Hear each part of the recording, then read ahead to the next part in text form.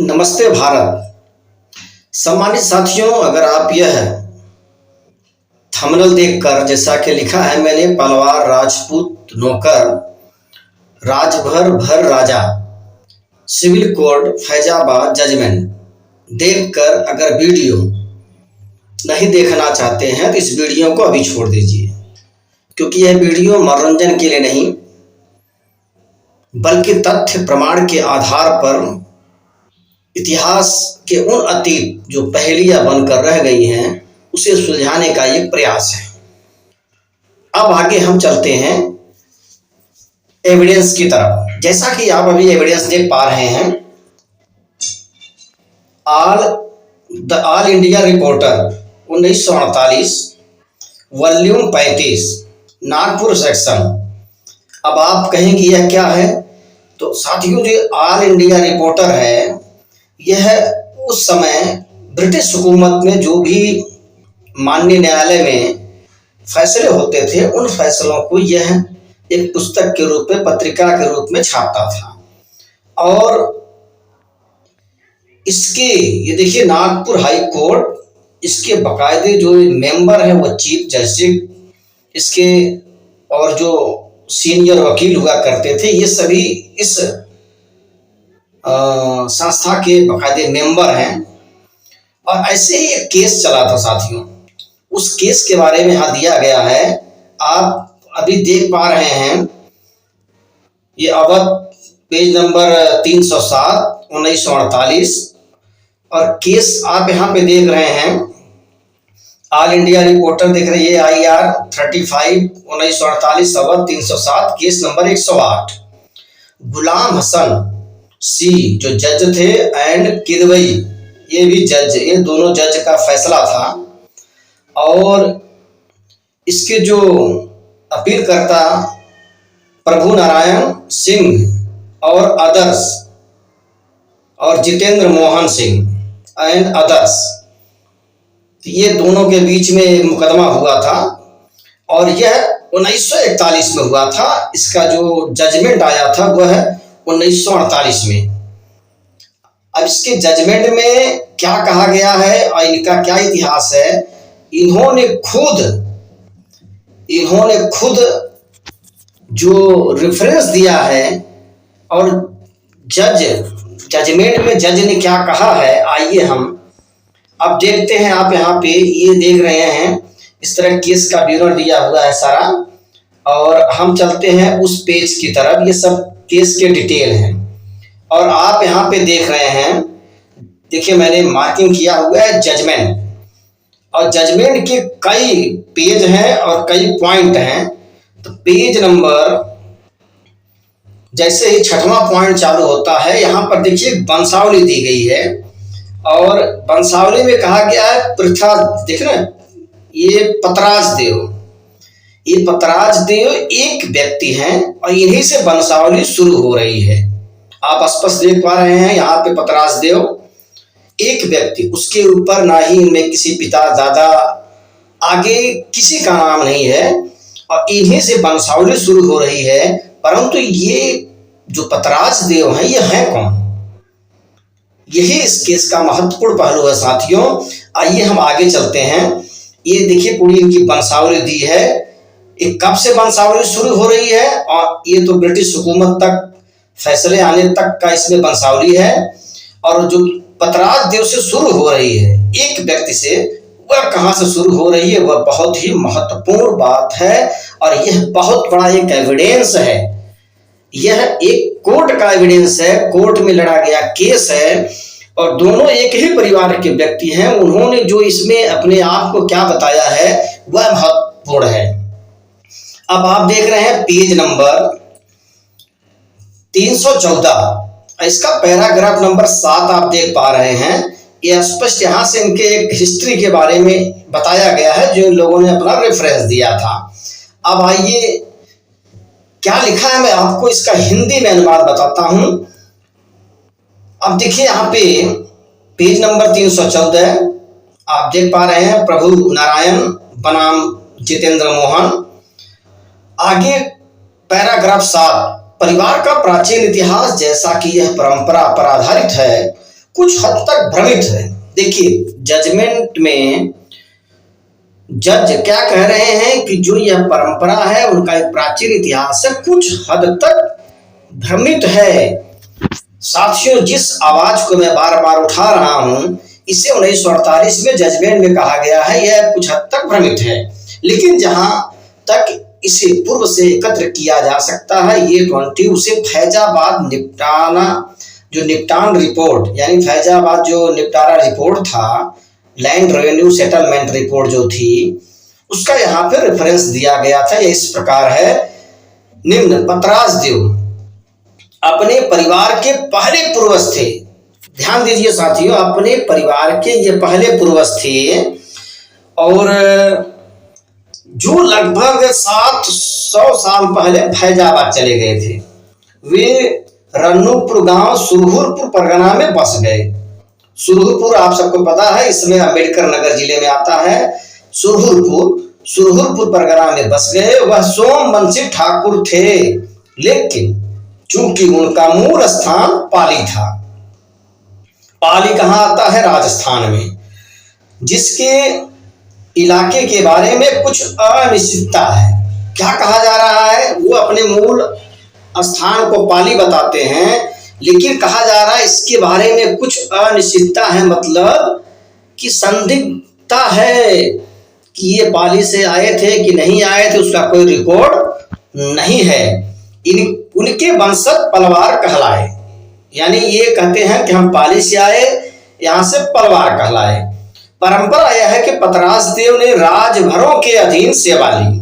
साथियों देखिए, मैं नहीं कह रहा हूं, यह बाकायदे कोर्ट में आप देख रहे हैं जजमेंट के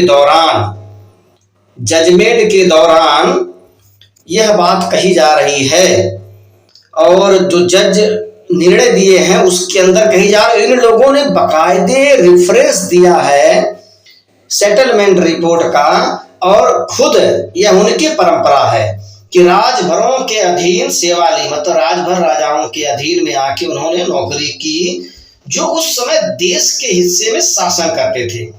साथियों ध्यान दीजिए, क्या कह रहे हैं? उस समय देश के हिस्से में शासन करते थे और उन्होंने उनके अधीन एक महत्वपूर्ण पद प्राप्त किया। ध्यान दीजिए, यहाँ राजा कौन? राजभर। नौकर कौन? जो अपने आप को सोमवंशी ठाकुर कह रहे हैं, पाली से आए हैं। अब आगे देखिए, उन्हें टप्पा, तारड़ी और केवुरका बनाने वाले 36 गांवों का प्रबंधन सौंपा गया। मतलब 36 गांवों का उन्हें बाकायदे एक प्रबंधन मैनेजर के रूप में उन्हें बनाया गया, ऐसा इसमें दावा है। उस समय में भरों का शासन समाप्त हो गया। ध्यान दीजिए, उसी समय में भरों का शासन समाप्त हो गया और पतराज देव उन 96 गांवों के राजस्व के लिए, यहाँ 36 लिखा है, सॉरी 96 गांव है, नीचे ये ट्रांसलेट में मिस्टेक हुआ है गूगल के द्वारा। तो 96 गांवों के राजस्व के लिए दिल्ली में स्थापित मुस्लिम सरकार से जुड़ गए। अब देखिए, यहाँ पे राजभर शब्द भी आया है और उसी में भर शब्द भी आया है, यानी दोनों को एक ही माना गया है। यानी जो राजा होता था उससे उसमें राजभर यानी भर राजा, उसे राजभर कहा जाता था, और जो भर एक या भारसु उनका एक क्लेन, एक वंश हुआ करता था। तो ये कह रहे हैं उसमें जब भरों का जो समाप्त हो गया शासन, तब ये पतराज देव वो 96 गांव राजस्व के लिए दिल्ली में स्थापित मुस्लिम सरकार से जुड़ गए। मतलब उस समय जो मुस्लिम सरकार थी उससे जाकर वहां उन्होंने राजस्व भरना चालू किया, वो उसके अधीन हो गए। लेकिन साथियों, अब यहाँ पे महत्वपूर्ण जरा कुछ बातें हैं, बाद में बात की जाएगी। आगे हम पहले इस निर्णय को पढ़ लेते हैं। ऐसा कहा जाता है कि उन्होंने बाद में आजमगढ़ जिले के परगना कौड़िया, तिलहेनी, अबरौला और दादर करियात पर कब्जा कर लिया। और साथियों आगे पॉइंट नंबर 8 में उसी निपटारा रिपोर्ट का हवाला देते हैं। आगे जाते हुए देखिए पेज नंबर, इसके जो पॉइंट नंबर 9 में यह परंपरा आगे बढ़ती है। लगभग ये 120 साल बाद, अच्छा लगभग ये 120 साल बाद पतराज देव के 9वें वंशज गोबराज देव, ध्यान दीजिए, तब तक इसमें जो उनके नाम है सभी के नाम क्या है? देव। किसी के आगे सिंह शब्द नहीं लगा है। कहां से स्टार्ट हो रहा? देव से। और ये सारे जो है राजभर उस समय तमाम वंश के राजाओं के नाम देवचंद राय से ही स्टार्ट होते थे।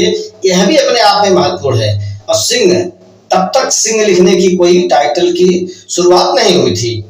आजमगढ़ में अपना पैतृक घर छोड़ दिया, परगना बिरहर में जिला फैजाबाद में चले गए और जहां उन्होंने अपना निवास स्थान बना लिया।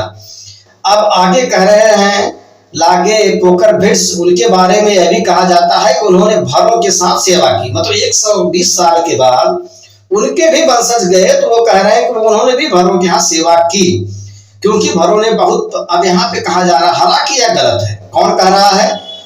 कोर्ट कह रहा है जजमेंट में कि यह गलत है, क्योंकि भरों ने बहुत पहले ही शासन करना बंद कर दिया था। यानी कि अब उनका दावा है कि उन्होंने वापस उनके पूर्वज 120 साल बाद भरों के यहाँ सेवा और की। और ये कह रहे हैं कोर्ट कह रहा है कि उस समय तक भरों का शासन खत्म हो गया था। अब जो भी है साथियों, इसमें क्या सच है जरा सोचा जाए। आगे हम आपको बताएंगे क्या होगा जजमेंट में। जजमेंट में जो होता है, अब अंत में देखिए इसके कई पैराग्राफ हैं, लेकिन अंत में जो यहाँ पर देखिए वी, आप देख रहे हैं, accordingly dismiss the appeal with cause. मतलब यहाँ पे जो अपील करता थे उनको, जो अपील करता के क्या किया गया, उन्हें डिसमिस कर दिया गया, यानी खारिज कर दिया गया। अब क्यों खारिज किया गया, यह पूरा जब विवाद पढ़ेंगे, उसके कई सनद को लेकर विवाद था, तो जो कई एविडेंस प्रमाण उनके जो सनद आपसी बीच में नहीं मिले, तो उसके लिए उनका यह विवाद जो है वाद खारिज कर दिया गया। लेकिन साथियों महत्वपूर्ण बात यह है, जरा सोचिए, एक व्यक्ति, देखिए एक व्यक्ति पतराज देव, एक व्यक्ति आते हैं, कहां से बोलते हैं? पाली से। अब पाली का कोई इतिहास इनका नहीं है, ये पाली कहां से आए, इनका क्या वंश था, इनका क्या इतिहास है, कोई रिकॉर्ड नहीं। एक व्यक्ति राजभर राजा के यहाँ नौकरी करते हैं और कहते हैं उनका राज समाप्त हो गया। तब पॉइंट यह बनता है कि जब राजभर राजा के यहाँ आप नौकर थे, राजा का राज समाप्त हो गया, तो फिर नौकर कैसे बचा रह गया? पॉइंट नंबर 1, क्या नौकर लड़ा नहीं? क्या नौकर लड़ा है नहीं? या ये नौकर ही राजभर राजा है? कई सवाल है। या यह पृथ्वीराज देव सही में कहीं एक मुस्लिमों से संधि करके राजभर राजाओं के यहाँ एक बहुत बड़ा उसमें जो साजिश हुआ है? कई सवाल है साथियों, क्योंकि देखिए पहेली दोनों की अनसुलझी हुई है। यहीं से राजभर राजा या भर राजाओं का राजभर साम्राज्य खत्म हो रहा है, सिर्फ कहानी किस्सों के द्वारा। अब कैसे खत्म हुआ, इन्होंने कहीं भी कोई डिटेल विवरण नहीं दिया हुआ है। उनका राज कैसे समाप्त हुआ, किससे युद्ध हुआ, कुछ भी नहीं। वो राजभर राजा कौन था, उनका क्या नाम था, उनका परिवार, कुछ भी नहीं। और यह पृथ्वीराज, ये जो पतराज देव हैं, एक व्यक्ति अकेला, ना इनके पिता का नाम, दादा का नाम, इनके आगे की वंशावली क्या है, कुछ भी नहीं। अब साथियों इसमें क्या आपको लगता है? इसीलिए बार बार मैं कहता हूं, भर राजभरों की जो पहेली है वो बहुत ही अद्भुत है। या तो यह सच इनको पता है, ये जो राज परिवार आज भी हैं, इनको पता है कि सच क्या था। मैं तो कह रहा हूं या तो वो राजभर परिवार ही है जो उस समय राजपूत नए जो एक संगठन के रूप में उभरा, उसमें सब नई वंशावली बन के नए नए तरीकों से गढ़ के अपने आप को एक उस समय बचाने का प्रयास किए हैं। और यह बाकायदे उस समय के उनके जो महामंत्री ब्राह्मण हुआ करते थे, इन्होंने बाकायदे बचाने के लिए यह सुनियोजित रचना रची है। साथियों यह मेरा मानना है और यह मुझे कई लिखित प्रमाण भी मिले हैं। अब क्या सच है यह आप लोग तय करें। और हमारे ये जो राजपूत काणी सेना भाई हैं, ये जो कहते हैं कि भर राजभर ये जो है दासी के पुत्र थे, ये जो राजस्थानी लोग हैं, ये घमंडी लोग। अब आप लोग बताओ, यहाँ पे ये साहब खुद कह रहे हैं राजभर राजाओं के यहाँ नौकरी की, हमको 96 गांव की तालुकेदारी मिली, राजभर राजा का शासन समाप्त हो गया।